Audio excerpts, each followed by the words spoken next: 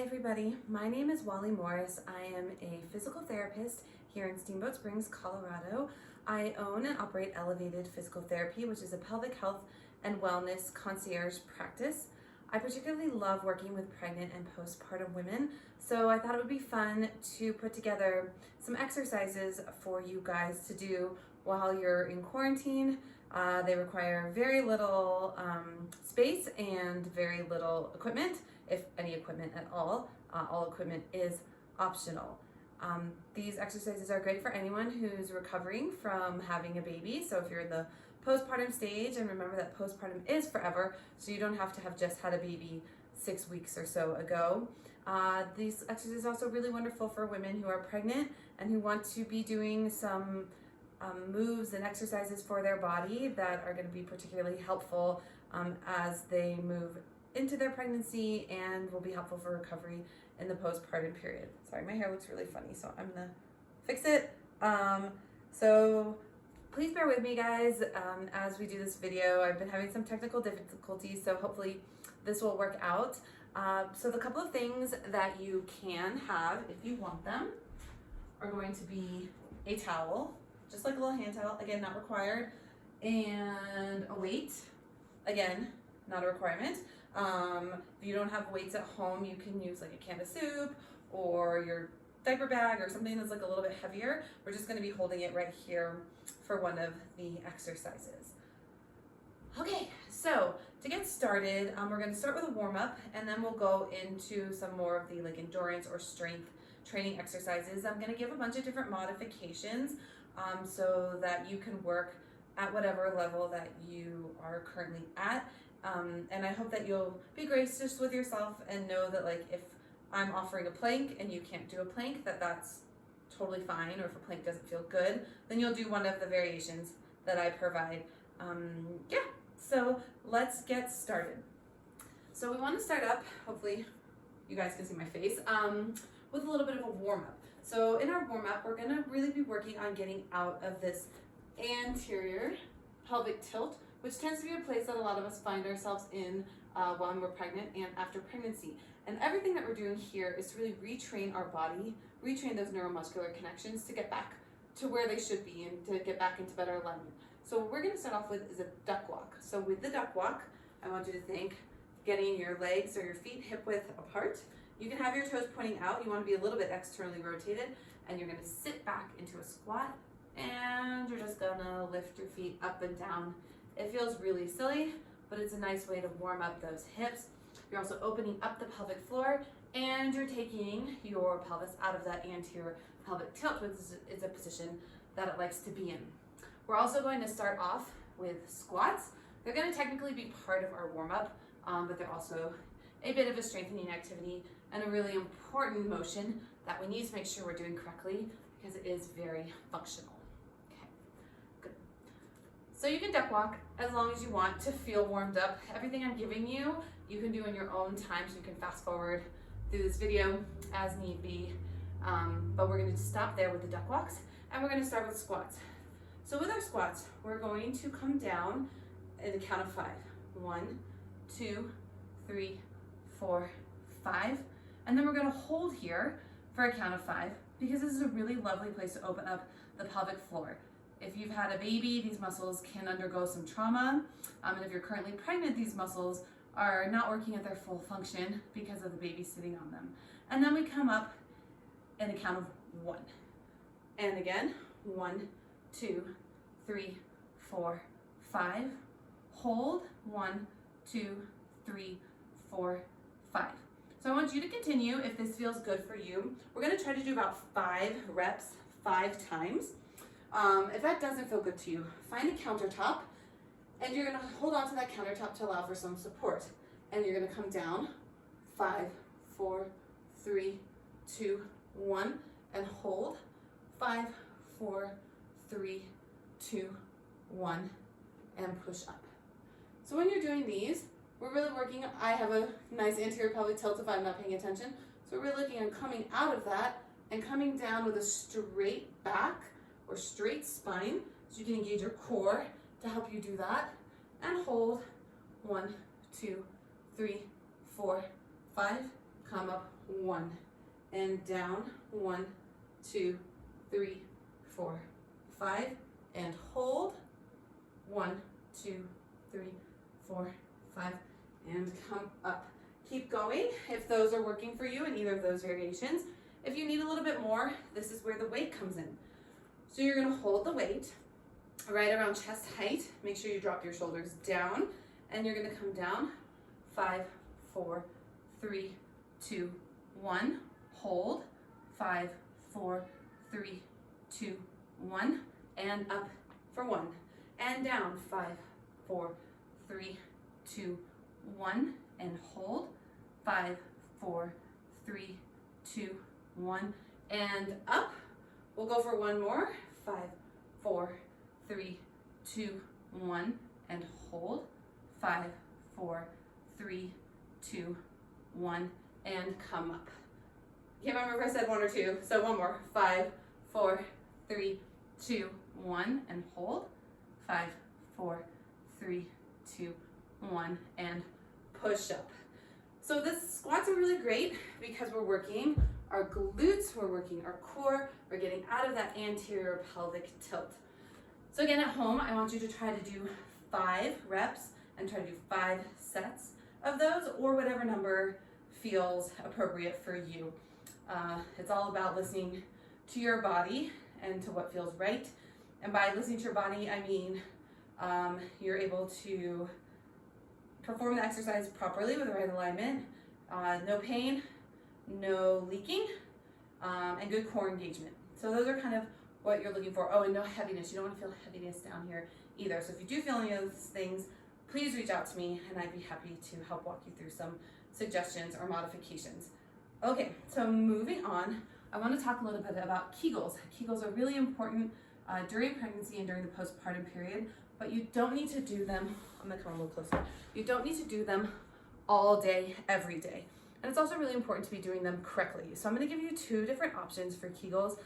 If you're like well versed in how to do a Kegel, then you might choose my second option, which is the elevator Kegel. If Kegels are newer to you, you don't do them that often, or you're not quite sure you are doing them correctly, then you're gonna start with the first version, which is just a basic Kegel with breath. So what I'm gonna have you do is lay down on the ground, okay? If this is comfortable for you, if you're pregnant, you can do these sitting up, or you can choose to do the elevator Kegels, which I'm gonna show next. All right, you wanna have your knees bent, and we're gonna start with just breathing. And when we breathe, we wanna think about inhaling and letting our ribs expand, and exhaling, drawing everything in.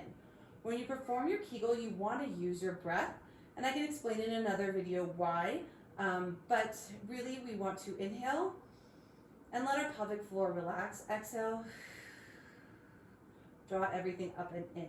When you're performing a Kegel, you want to think about closing the openings down there, and you want to think that you're picking up a blueberry and you're drawing it up and in.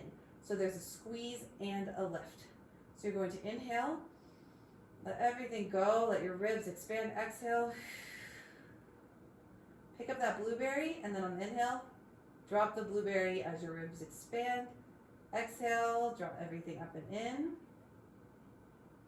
And inhale, let it go. So the most important part of a Kegel is that you let it go. Don't just grip those muscles. I want you to feel that lift up and in, and then I want you to let it go on the inhale. If Kegels are new for you, or they feel kind of funky, you're not sure you're doing them right, you feel like maybe you've always been doing them backwards, maybe you inhale and contract and then exhale, let it go.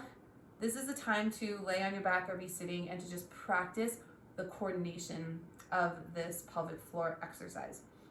So you don't need to do 100 of these. I'd say do 15 to 20 using your breath and see how that goes. You really don't need to be Kegeling all day. It's not really functional because that's not how those muscles work. We're just, again, trying to rebuild this like neuromuscular connection that may be lost either because of pregnancy and the baby weighing down on those muscles, or because of postpartum and having just delivered a baby through those muscles, possibly having a tear, having had a baby sit on there for 9 months, etc. Okay, so the second option is to do an elevator Kegel. So I'll stand back so you can see me. So with an elevator Kegel, this is good to do in standing we're using the same idea or same motion of drawing the pelvic floor up and in. And this time we're thinking about getting it to different levels of an elevator and then letting it go. So this really works on a lot of coordination of the pelvic floor muscles as well as strengthening and endurance. So to start, you want to inhale, exhale, draw everything up to the first floor and let it go. Inhale, exhale, draw everything up, keep going up. Can you get to the second floor? And then can you let it go? And third floor is the highest floor that we would go to. That's challenging to get to, so unless you have a really, really healthy and strong pelvic floor and you've done these before, you may not get to the third floor. And there's a couple of different ways to do this. You can just go up to the first floor and let it go, then come up to the second floor and let it go, or you can come up to the first floor, up to the second floor, drop to the first floor, and then fully let it go. Come up to the second floor, drop to the first floor, fully let it go. This doesn't need to necessarily be in coordination with your breath, but I just want you to make sure you're not holding your breath. So again, we're working on coordination, endurance. If you hold it up to the second floor and then you drop it to the first, and then you drop it all the way down, those muscles had to do a little bit of extra lift and contracting. You're also working them eccentrically. So again, with the elevator Kegels, you can do them kind of however you want. I just want you to make sure that you're fully relaxing when you drop down to the bottom floor. And maybe even think like you're going to the basement. So you gotta go even further than like the lobby, for example. Okay, so again, inhale to start, exhale, drop it in. I'm going to the second floor, I'm dropping to the first floor, and then I'm letting it go all the way. And I'm coming up, dropping down, and then letting it go all the way. And again, if that doesn't make sense, feel free to stick with the other ones or reach out to me via email or text message. I'll make sure you get all that information in the link for this video. Okay, so moving on, we're gonna start doing some of our strengthening and endurance exercise. So for all of these, I want you to do 3 sets of 10 for the next, I guess, 3, okay? And I'm gonna give you some modifications for these as well. So the first one is going to be marching in place. This is a really great place to start activating your core. If you're super early postpartum, like just a couple of weeks, or if you feel like you just don't have great core engagement, maybe you had a C-section, this is a really great place to start. So you're gonna inhale, exhale, draw your belly in as you lift your knee. Inhale, exhale. So what you're looking for here, can you keep your pelvis level? I don't want to see a lot of dipping or tipping. Everything needs to be nice and level. If this seems super easy, you can feel your core engaging and you can keep your pelvis level and you feel pretty good balance-wise, then you can move on to the next variation. I just want to mention that part of the even for me, sometimes if I'm not paying attention, I tip a little. So I want you guys to consider why we're doing this. Well, one, we walk, but also we go up and down stairs, we carry things, heavy things up and down stairs, so we want to make sure that our pelvis is nice and stable and supporting us so that our low back can also help support us and that everything is in good alignment. This is also a really great place to start if you want to run and if running is in your future or if running is something you want to get back to. So if marching in place is easy, then the next variation of this, and again we're doing 3 sets of 10 on each side of whatever you choose, is to go from here to here. This is where I would probably be because it's challenging. It's working my single leg balance. I have to work pretty hard to maintain my stability. See, I can feel my core engaging. So this is where I would be for this exercise. Again, you drop back down, you drop down, get that leg as straight as you can, squeeze those glutes, and then come up on the exhale. We use the exhale because it helps us generate tension, the right kind of tension in our core, okay? So 3 sets of 10 like this. If that's too easy, the next modification would be more like a deadlift. So you're gonna have your back leg extended. You're gonna come down and up. Down and up. Sorry, the first one I didn't do quite right. Down and up. Again, I could possibly be here doing this for a little bit of extra challenge, but it's not easy for me. So I would probably stick with the other one. But I wanted to provide that modification for you guys. Down and up. So when you're coming down, you're hinging, you have some bend in your knee, and then you're pulling up and exhaling. Hinge forward, keeping neutral spine, slight bend in the knee. Exhale as you come up. So again, 3 sets of 10, any of those variations. The next exercise we're going to do is a side plank. Side plank has a couple of variations as well. I think this is one where people think side plank and they're like, oh, I'm gonna be up on my arm and my legs are gonna be straight, I'm gonna be lifted high like yoga, but that's really not the best place to start because we wanna make sure that we can maintain good alignment, our pelvis can stay stable, our core can stay engaged, and that we can breathe, because breathing is really the main part of all of this. If you are holding your breath, you are possibly doing unwanted damage to your pelvic floor, so we don't even want to mess with breath holding, okay? Not at this point, at least. If you're a competitive CrossFit athlete or heavy weightlifter, then down the road we can talk about breath holding, but now it's all about breathing and making sure your system and your core and pelvic floor and diaphragm can all work together optimally. So for side plank, the way that you set up is you want to have your elbow underneath your shoulder, whatever shoulder's down. Then you want to have your top shoulder in line with your hips, which is going to be in line with your feet, which I'm, scooch over a little bit so you can see that better. Okay, knees are bent, okay? Sometimes you have to kind of readjust a little bit for what works best for you, and that's fine, but I want you to maintain this general alignment. You're gonna push up on an exhale, so you're gonna inhale, exhale, engage that core, and come up. And you're gonna hold. And you're gonna hold so you can check your alignment. I don't want you to be here. I don't want you to be here. Nice straight line. Drop your shoulders down and back. Keep that core engaged. That's probably the hardest part, is the shoulders. The first way to do this is you're gonna come down, come up, down, exhale, up, down, exhale, up, okay? 3 sets of 10. Or if you want a little more challenge, you're gonna come down, exhale up, down, exhale up. And if you feel like you need even more challenge, you're gonna come up, get in your good alignment, stay up, and exhale as you lift your knee. Again, the exhale just allows for more engagement of the core. And when you're doing these clamshells, make sure that you keep your heels together. If you want to make it even harder, you can add a circle band around your knees. Again, we're going to do 3 sets of 10 of whichever variation you choose. I'll just set up on the other side for you guys. It's just as a reminder. Elbow under shoulder, and then you're going to have your shoulder in line with your hips, in line with your ankles. One sec, sweet pea. And you're going to push up. And you can be here.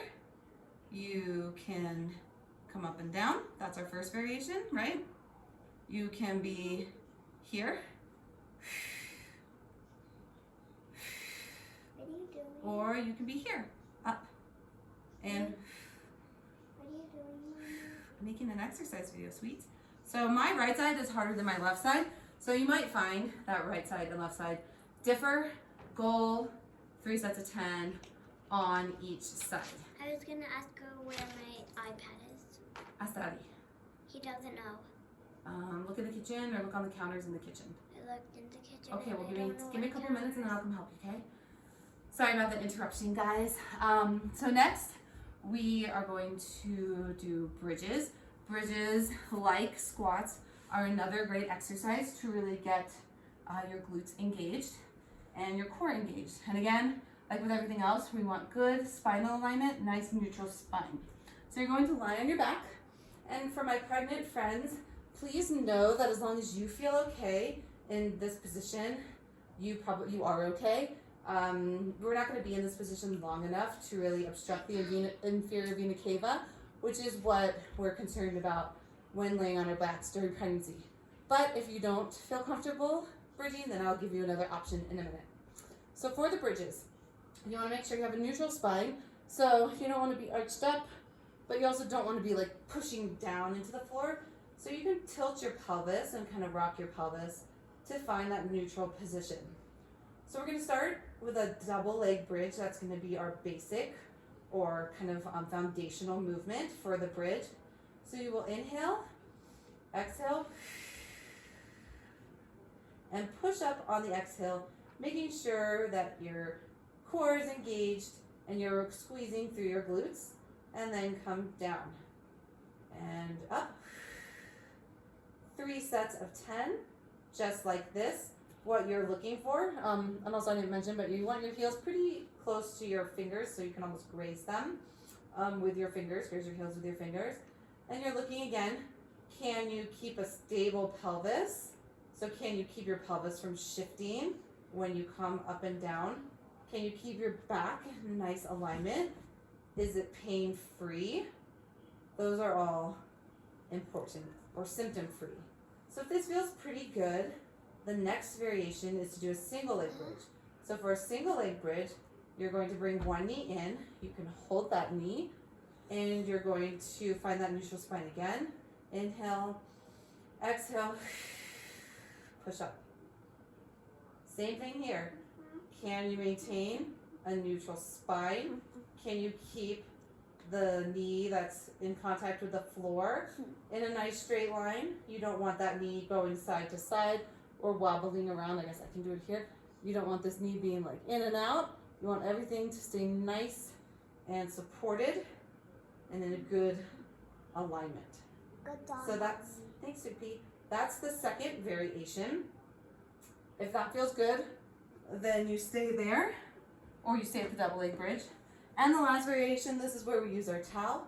You grab your towel, you're gonna pull it, keeping those arms straight, so you wanna have a nice little pull on there. You're gonna bring that knee, or you're gonna bring it down, and then you're gonna bridge up, and bring the towel to the knee. Come all the way down.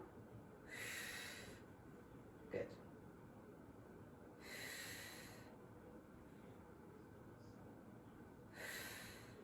Okay, and I'll show you on the other side. It's gonna look like this. Keep that head down. I think you're gonna wanna lift the head, but don't. And also think about maintaining your ribs stacked over your hips. This is a really easy one to lose your rib position and to have those ribs arch up. So you need to be able to keep those ribs down. If you can't, then this is too challenging, and you go back to the regular single leg bridge. Okay, so 3 sets of 10, whatever variation you choose. And our last exercise is going to be called a belly pull-up, and I'm gonna give you a couple of variations for this. Oh, what I forgot, bridging. If you're pregnant and you don't wanna lay on your back, you can do instead basically like a squat to chair. So you're just gonna come down, touch the chair, and pop back up. And squeeze those glutes at the top. I wouldn't really advise single legging this one. That's really, really challenging. But you can do the double leg squeeze at the top. Okay? So sorry, I forgot to give that variation before. Right? Yeah, like Miss Abby, exactly. Okay, so last, as I was saying, are the belly ups. I'm gonna give you a couple of variations for these. If you're pregnant, I recommend staying with the first variation, especially if you're pretty far along in your pregnancy. If you're first or second trimester, you may be able to move into different variations. Just really be mindful of your breathing and your ability to actually do the motion. Mom, Okay. can you send this video to Abby? So I'm just gonna lift this up so you can kind of see what my belly is doing. So we're gonna get into hands and knees position. So you want your hands to be underneath your shoulders, your knees underneath your hips, And the first variation is you just drop your belly on the inhale and exhale, draw it up and in. So we're, oh, fudge.